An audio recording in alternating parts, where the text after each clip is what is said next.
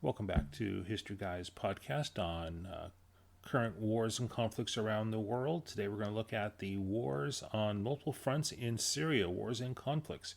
Again, I'm Roger Lee of HistoryGuide.com.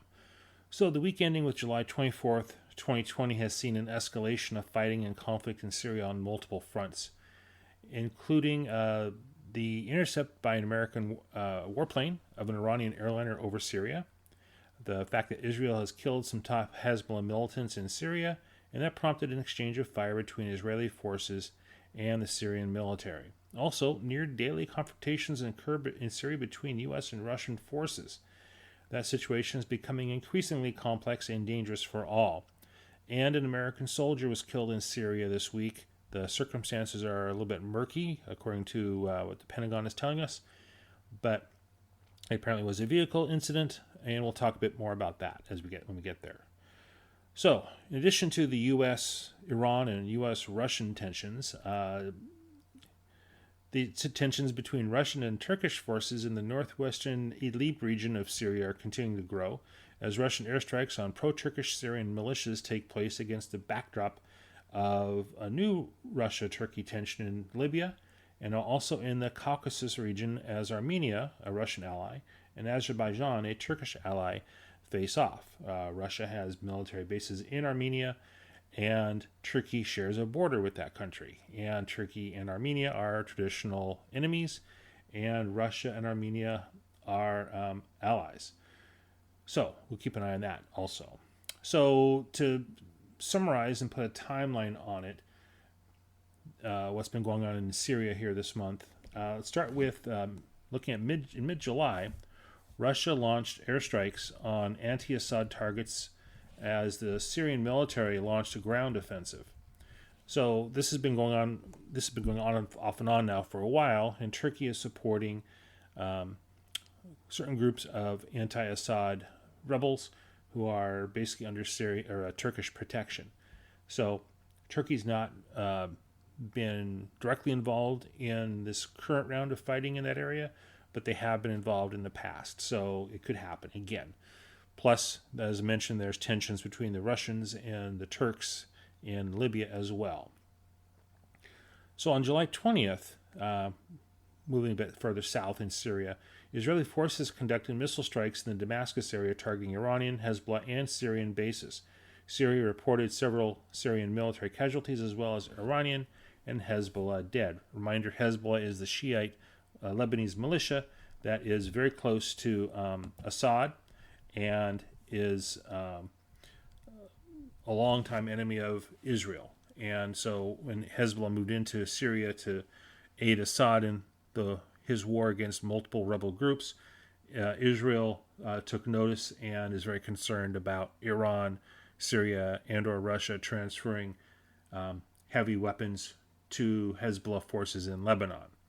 So Israel is continually trying to degrade Hezbollah abilities in Syria.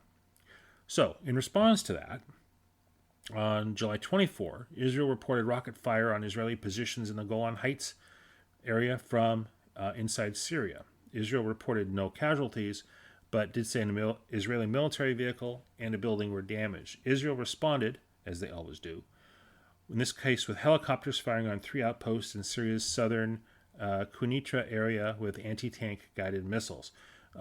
Quick update on Golan Heights. It's a Syrian region. It's a plateau overlooking northern Israel, from which Syrian forces used to fire on Israel a lot.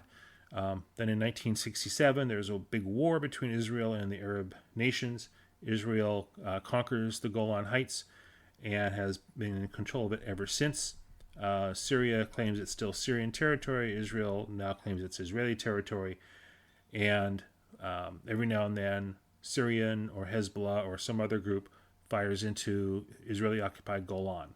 And that creates another round of responses from Israel. So that's been going on. Also on July 24th, 2020, an American F-15 warplane intercepted a civilian Iranian airliner over Syria in the vicinity of the American garrison at Al-Tanf, which is in eastern Syria. And the warplane approached to within about 3,000 feet of the civilian airliner. The Iranian plane made a steep descent, causing several minor injuries to passengers. U.S. military sources said the visual inspection was to confirm that the Iranian craft was indeed a civilian aircraft. So, this particular Iranian airline has been known to fly Iranian and Iranian allied forces to Syria, along with other material. We would think that the U.S. military could detect that this is a civilian plane as opposed to a military plane, but who knows?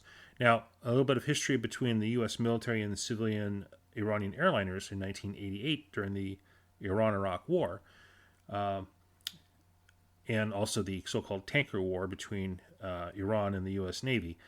The U.S. Navy ship mistook a civilian Iranian airliner for a warplane that was coming at it and fired on it, destroying it completely and killing several hundred Iranian civilians.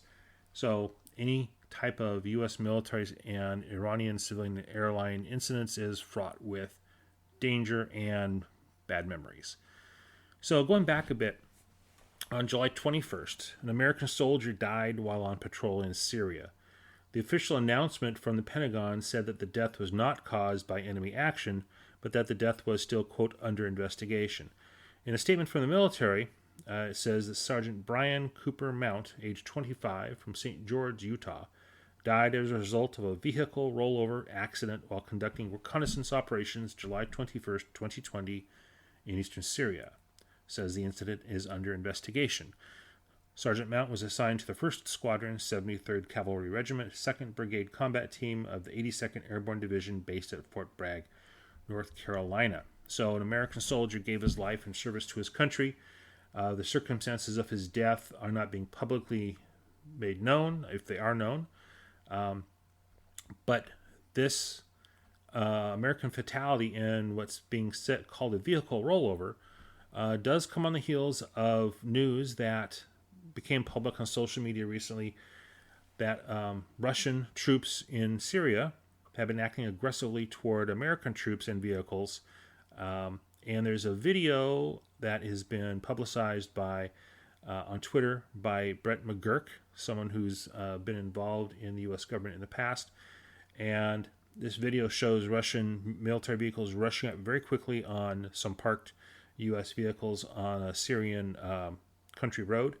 And if you go to Brett McGurk, McGurk, his Twitter account on Twitter, that's redundant, I know, or go to our most recent webpage on war on multiple fronts in Syria, and you can take a look at that video and other related media. So the situation in Syria continues to deteriorate as confrontations and potential confrontations continue between multiple actors. Just this week, we see these interactions. Think of it as a scorecard in a boxing match. Russia versus Turkey, Israel versus Syria, Iran and Hezbollah, U.S. versus Iran, and the U.S. versus Russia. In addition, Turks are still fighting the Syrian Kurdish forces that are now aligned with Assad. They used to be on our side, or the United States side, but things change. Syrian, Russian, and Hezbollah forces continue to fight against the anti-Assad, pro-Turkish militias. The U.S. is battling ISIS and Daesh forces in Syria and Iraq. Daesh is the Arabic term for ISIS, or the Islamic State. All this is happening in the same battle space, and it would not take much to spark a truly violent and very public clash that could lead to a major regional war or worse. Stay tuned. We will update the situation as we learn more, especially about the death of Sergeant Mount. So this is Roger Lee from HistoryGuy.com, and this has been a HistoryGuy.com War and Conflicts News Update. Thank you very much.